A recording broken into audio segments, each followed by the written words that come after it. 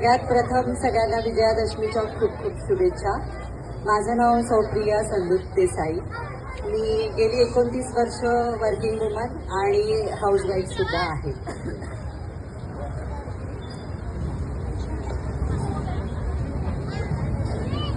प्रिया, छान दिसताय तुम्ही. Thank you so much ma'am. तुमच्यासाठी एक प्रश्न विचारते की तुमच्या मते सेलिब्रिटीज जे असतात त्यांना रोल मॉडेल मानावं का? अजिबात नाही.